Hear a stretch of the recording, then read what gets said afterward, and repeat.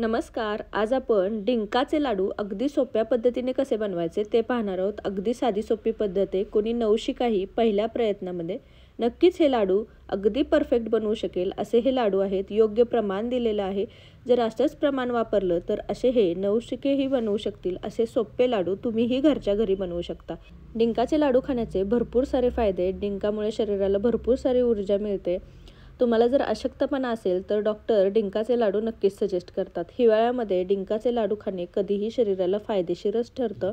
यामध्ये भरपूर प्रमाणात तूप असतं, त्यामुळे तुमची स्किन, केस छान होतात. डिंकाचे लाडू बाळंतीला तर नक्कीच दिले जातात. बाळंतीचे शरीराची झीज जी आहे ती भरून निघण्यासाठी हे डिंकाचे लाडू वापरले जातात. तर असे हे पौष्टिक डिंकाचे लाडू घरच्या घरी कसे बनवायचे ते आज आपण पाहणार आहोत. चला तर मग वेळ न घालवता हे कसे बनवायचे ते पाहूयात. कढईमध्ये मी इथे तूप न घेता खसखस घेतलेली आहे. साधारण ही 25 ग्रॅम खसखस आहे. ही खसखस आपल्याला 2 ते 3 मिनटं छान गरम करून घ्यायची. थोडीशी खरपूस अशी भाजून घ्यायची आहे. खसखशीमध्ये भरपूर प्रमाणात प्रथिने, प्रोटीन्स असतात आणि यामध्ये ओमेगा 3 फॅटी ॲसिडही असतात. यामुळे हाडांना भरपूर प्रमाणात मजबूती मिळते. हाडे बळकट होण्यासाठी याची मदत होते. खसखशीमध्ये भरपूर प्रमाणात लोह, फायबर असतं, त्यामुळे आपली पचनशक्तीही सुधारते. तुमच्याकडे कुठला स्ट्रेस, ताण, तणाव असेल तर तो कमी व्हायला मदत होते. एखादी शरीरावरची सूज असेल तर तीही कमी व्हायला मदत होते. आपली खसखस छान खरपूस भाजून झाली आहे. ती आपण आता एका साईडला काढून घेऊयात. आता यामध्ये मी 2 कप छान सुक्या नारळाचा किस घेतलेला आहे. मी छान हा किसून घेतलेला आहे. तर आता तुम्ही वाटीने किंवा कपने हे सगळं प्रमाण जे आहे ते घेऊ शकता. हा साधारण 150 ग्रॅम सुक्या नारळाचा किस आहे. तर आपण हाही किस आपल्याला छान खरपूस असा भाजून घ्यायचा आहे. सुक्या खोबऱ्याचेही आपल्या शरीरासाठी भरपूर सारे फायदे आहेत. यामध्येही भरपूर प्रमाणात प्रोटीन असतं, फायबर असतं. यामुळे पचनशक्ती सुधारते, वजन नियंत्रित राहण्यासाठी मदत होते. आपली हाडं बळकट होतात. हृदयाचं आणि आपल्या शरीराचं आरोग्य उत्तम राहण्यासाठी सुक्या खोबऱ्याचा भरपूर सारा फायदा आहे. तर आपण हे सुकं खोबरं छान खिसून तुम्ही पाहू शकता खरपूस होईपर्यंत भाजून घेणार आहोत. सतत हलवत घ्यायचं, त्यामुळे काय होतं हे करपणार नाही आणि एकसारखं भाजून घेतलं जाणार आहे. तर आपल्याला छान थोडंसं तांबूस रंगावरती आलं की हे काढून घ्यायचं आहे. तर तुम्ही पाहू शकता हे छान भाजलं गेलेलं आहे. खालचा जो चुरा राहिलेला असतो तो थोडासा करपला जातो, त्यामुळे आपण हे सतत हलवून घेणार आहोत. तर आता याला सुंदर असा तांबूस रंग यायला लागलेला आहे. सुकं खोबरं जे आहे ते छान कुरकुरीत व्हायला पाहिजे. तर तुम्ही हातानेही दाबून बघू शकता हे छान असं तुटलं जात आहे, म्हणजे हे छान कुरकुरीतही झालेलं आहे. तर आता आपण हे एका प्लेटमध्ये काढून घेणार आहोत आणि थंड करायला ठेवणार आहोत. आता सुकं खोबरं काढून घेतल्यानंतर आपण सेम वाटीने किंवा सेम कपने 1 कप आपण मखाने घेणार आहोत. तर मखानेही आपल्या लाडवामध्ये खूप जास्त फायदेशीर ठरतात. मखाण्याचेही भरपूर सारे फायदे आपल्या शरीरासाठी होतात. तर आता हे मखानेही आपण 2 ते 3 मिनटं छान रोस्ट करून घेणार आहोत. आता काही वेळी बाजारात रोस्टेड मखानेही डायरेक्टली मिळतात, त्यामुळे तुम्ही कोणत्या प्रकारचे मखाने घेऊन आलेले आहात ते बघायचं. रोस्टेड असतील तर भाजायची गरज नाही. आपण हे सगळे पदार्थ थोडेसे तेलावरती, तुपावरती गरम करून घेणार आहोत, ज्याने काय होतं आपले लाडू भरपूर दिवस टिकण्यासाठी मदत होते. तर मखाने भाजून झाले ते साईडला काढूयात आणि आता इथे आपण 1 चमचा तूप घेतलेला आहे. आता तूप छान थोडंसं वितळून घ्यायचं आहे. आता आपल्याला या तुपामध्ये छान ड्रायफ्रूट्स जे आहेत ते रोस्ट करून घ्यायचे आहेत. तर इथे मी काजू, बदाम, अक्रोड आणि पिस्ता समप्रमाणात घेतलेले आहे. साधारण 25-25 ग्रॅम सगळे हे ड्रायफ्रूट्स आहेत आणि हे सगळे ड्रायफ्रूट्स आपल्याला 2 ते 3 मिनटं तुपावरती छान रोस्ट करून घ्यायचे आहेत. जोपर्यंत आपला काजू छान खरपूस रंगाचा होत नाही तोपर्यंत आपण हे छान भाजून घेणार आहोत. तर तुम्ही पाहू शकता तुपावरती हे भाजल्यामुळे याचा कलर किती सुंदर दिसतोय आणि हे सतत हलवत आपण हे भाजून घेणार आहोत, नाहीतर हेही करपण्याची शक्यता असते. तर आता आपले काजू जे आहेत तुम्ही पाहू शकता त्याला सुंदर असा थोडासा तांबडा रंग आलेला आहे. तर आपले ड्रायफ्रूट्स छान भाजले गेलेले आहेत.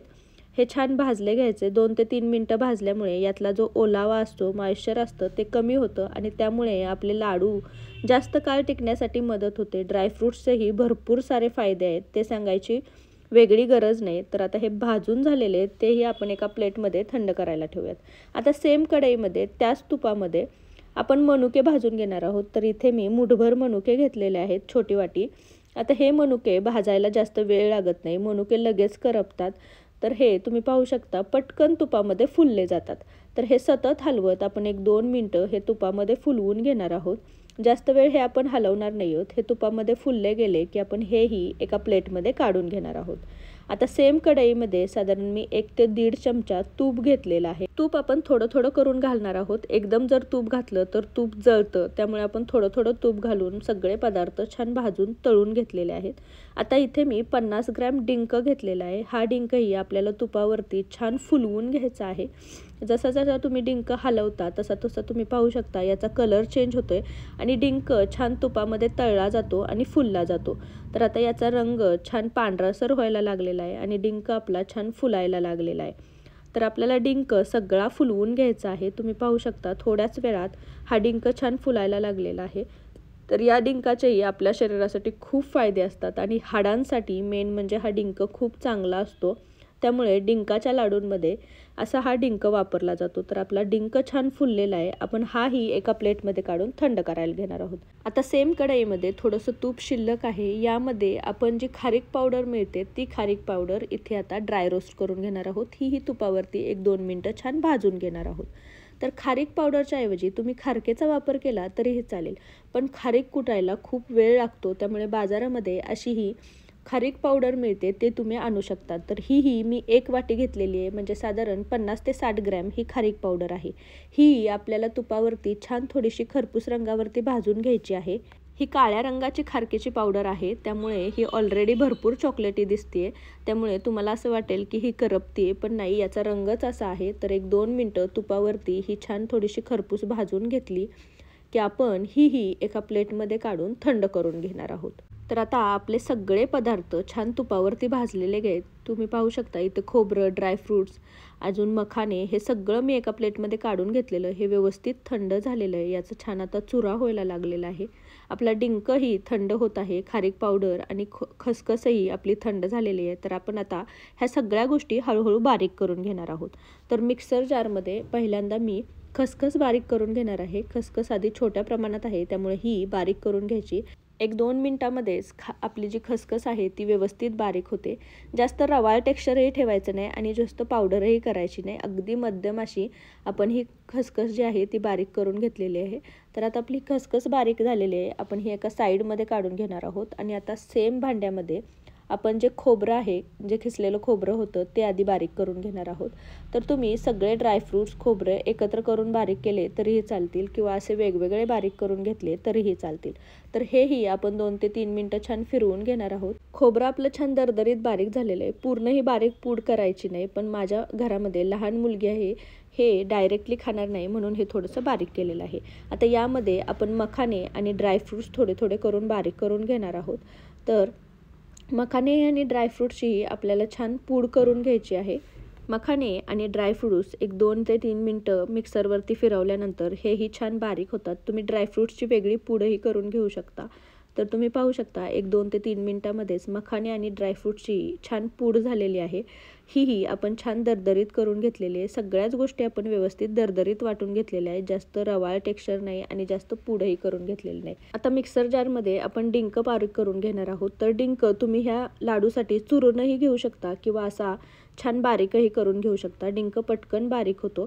तुम्ही पाहू शकता याची छान अशी पूड झालेली आहे. तर आपल्या सगळ्या ज्या गोष्टी आहेत त्या व्यवस्थित बारीक करून झालेल्या आहेत. ते मी एका अशा भांड्यामध्ये काढून घेतलेल्या होत्या. त्या आता आपण व्यवस्थित हाताने मिक्स करून घेणार आहोत, एकजीव करून घेणार आहोत. सगळ्या पुडी व्यवस्थित एकजीव झाल्या की आपल्या लाडू बांधायला व्यवस्थित मदत होते. तर हे सगळं व्यवस्थित हाताने मिक्स करून घ्यायचं आहे. व्यवस्थित मिक्स झालं की आपण हे साईडला ठेवणार आहोत. आता एका कढईमध्ये मी साधारण 1 वाटी गूळ घेतलेला आहे, चिरून घेतलेला आहे. तुम्ही चिरून खिसून कसाही गूळ घेऊ शकता. आता हा आपल्याला गूळ वितळून घ्यायचा आहे. आपल्याला इथे कोणत्याही प्रकारचा पाक बनवायचा नाही आहे. आपल्याला गूळ फक्त मेल्ट करून घ्यायचा आहे. तर 1-2 मिनटं गूळ हलवल्यानंतर तुम्ही पाहू शकता गूळ आपला छान वितळायला लागलेला आहे. यामध्ये आपल्याला पाणी घालायचं नाही आहे. पाणी न घालता आपण हा गूळ छान वितळून घेतला आहे. आता गूळ वितळल्यानंतर यामध्ये आपण 1 चमचा तूप घालणार आहोत. तुपामुळे आपल्या गुळाला सुंदर अशी चकाकी येते. तर तुम्ही पाहू शकता गूळ आपला छान वितळला गेलेला आहे. यामध्ये कोणत्याही प्रकारचे खडे राहिलेले नाही आहेत. तर आता यामध्ये ही तयार केलेली आपली सगळी जी पावडर होती ती आपण घालून घेणार आहोत. गूळ वितळल्यानंतरची ही प्रोसेस तेवढी खूप फास्ट करावी लागते, कारण गूळ जो आहे तो पुन्हा थंड झाला की याचं रूपांतर खड्यांमध्ये होतं. त्यामुळे या प्रोसेसमध्ये जास्त वेळ लावायचा नाही. हे पटपट हलवून घ्यायचं. हे मिश्रण जेवढं पटपट हलवून घ्याल तेवढं ते गुळासोबत छान एकजीव होतं. तर पटपट आपण हे सगळं मिश्रण व्यवस्थित मिक्स करून घेतलेलं आहे. हे व्यवस्थित मिक्स केलं की हे थोडंसं कोमट गरम असतानाच आपण याचे लाडू बांधून घेणार आहोत. तर आता हे सगळं मिश्रण मी एका कुंड्यामध्ये काढून घेतलेलं आहे, बाउलमध्ये काढून घेतलेलं आहे. आणि आता यामध्ये मी थोडीशी वेलची पूड घालते आणि थोडीशी सुंठ पावडर घालते.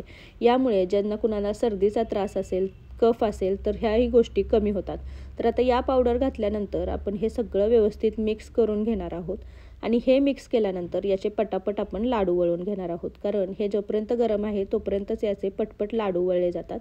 तर हे व्यवस्थित मिक्स करून घ्यायचं आणि आता आपण याचे लाडू वळून घेणार आहोत. तुम्ही पाहू शकता यामध्ये तूप घातलेलं आहे. यामध्ये भरपूर प्रमाणात जे गोष्टी वापरलेल्या आहेत त्यामध्ये तेल असतं. त्यामुळे हे लाडू वळायला जास्त वेळ लागत नाही. हे सुंदर असे लाडू पटपट वळले जातात. जोपर्यंत हे मिश्रण कोमट आहे तोपर्यंतच हे असे लाडू पटापट वळून घ्यायचे. तर आपला सुंदर असा हा लाडू तुम्ही पाहू शकता गोल असा लाडू तयार झालेला आहे. तर अशाच प्रकारे आपण सगळे लाडू छान वळून घेणार आहोत. तर इथे मी सगळे लाडू छान गोल व गरगरीत वळून घेतलेले आहेत. तुम्ही पाहू शकता याला सुंदर असं टेक्स्चर आलेलं आहे. लहान मुलं खातात त्यामुळे ह्या सगळ्या गोष्टी मी व्यवस्थित बारीक करून घेतलेल्या आहेत, जेणेकरून लहान मुलंही हे लाडू आवडीनं खातील. तर असे हे मस्त पौष्टिक असे डिंकाचे लाडू तुम्हीही घरी बनवून पहा. कसे झालेले मला कमेंटमध्ये सांगायला विसरू नका. रेसिपी जर आवडली असेल तर रेसिपीला एक लाईक नक्की करा आणि तुमच्या फॅमिली आणि फ्रेंड्ससोबत याची लिंक जास्तीत जास्त शेअर करा. तुम्ही जर माझ्या चॅनलवर नवीन असाल तर चॅनलला नक्की सबस्क्राईब करा आणि जवळचे बेल आयकॉनही दाबा. त्याने माझ्या चॅनलवरच्या नवीन नवीन रेसिपींचे नोटिफिकेशन तुम्हाला मिळत राहतील.